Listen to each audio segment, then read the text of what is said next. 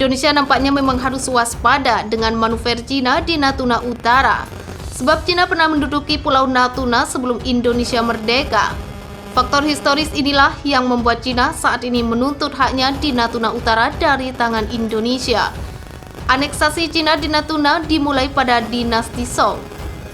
Dinasti Song menjadikan Natuna kala itu sebagai wilayah koloni utara jauh. Mereka kemudian mewariskan kepemilikan Natuna kepada dinasti Ming. Dinasti Ming inilah yang nantinya menjadikan Natuna sebagai garis batas Cina dengan bangsa lain.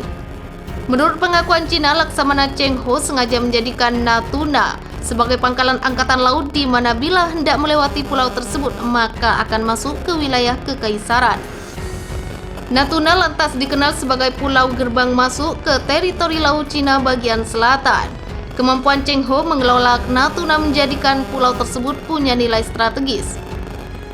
Setelah masa keemasan Ming berakhir dan dinasti Qing ada, Zhang Jishu yang merupakan simpatisan Ming ingin mendirikan kekaisaran di kecil Natuna.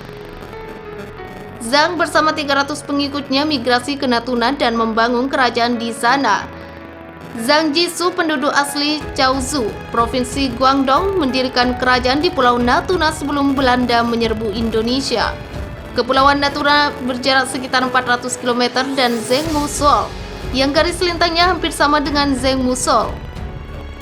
Jaraknya sekitar 1.900 km dari daratan Cina yang setara dengan jarak antara Guangzhou dan Beijing.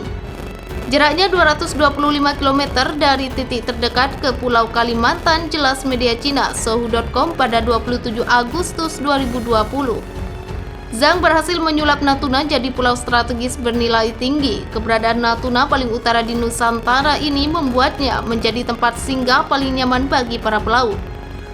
Zhang lantas menyewakan tempat pengeringan ikan, resort hingga jasa keamanan lalu lintas laut di sana.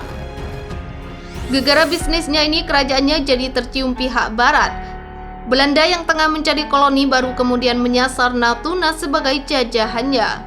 Usaha Belanda berhasil dan riwayat dinasti Ming usai di Natuna. Setelah kemerdekaan Indonesia barulah Natuna jadi wilayah NKRI.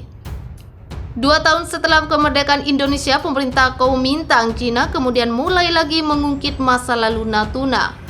Adalah Chiang Kai-shek yang membuat peta Elephant Nine Dash Line yang mengklaim Natuna Utara menjadi milik Cina. Dasarnya cuma peta kuno zaman Ming yang sudah tamat riwayatnya itu. Ketika revolusi komunis terjadi pada 1949, Chiang kabur dan mendirikan negara Taiwan. Peta Elephant Dash Line lantas ditemu Mao Zedong dan ia mengubah peta menjadi Nine Dash Line. Peta tersebut baru dipublikasikan pada tahun 1993. Indonesia yang tahu langsung menyatakan protes keras. Pada tahun 1993, peta yang diterbitkan oleh Cina memasukkan Natuna di wilayah tersebut, yang menyebabkan reaksi keras dari Indonesia yang pernah menuntut klarifikasi dari Beijing. Jelasnya, untuk menegaskan kepemilikan Pulau Natuna, pada 2008 militer Indonesia mengerahkan kekuatan ke sana. Pada Maret 2008, TNI mengerahkan 30.000 tentara. Pekan lalu, mereka mulai di dekat Pulau Batam dan Pulau Natuna di Provinsi Riau, Singkawang di Provinsi Kalimantan Barat, dan Sankata di Provinsi Kalimantan Timur. Di wilayah laut, Angkatan Laut Gabungan pertama latihan Angkatan Darat dan Udara dalam hampir 12 tahun diadakan, jelasnya. Cina sendiri rupanya pernah ingin memerdekakan Natuna dan dimasukkan ke dalam wilayah resmi mereka. Hal itu terjadi pada 1990-an, di mana pemimpin generasi kedua Cina Deng Xiaoping mulai merencanakan kemerdekaan Natuna dari Indonesia. Pada awal 1990-an, ada desas-desus yang belum dikonfirmasi di Asia Tenggara.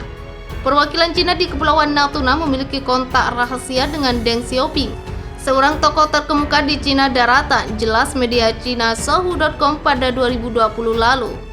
Dengan mengiyakan kemerdekaan Natuna karena di sana masih ada sebagian kelompok yang ingin pulau itu digabung ke Cina.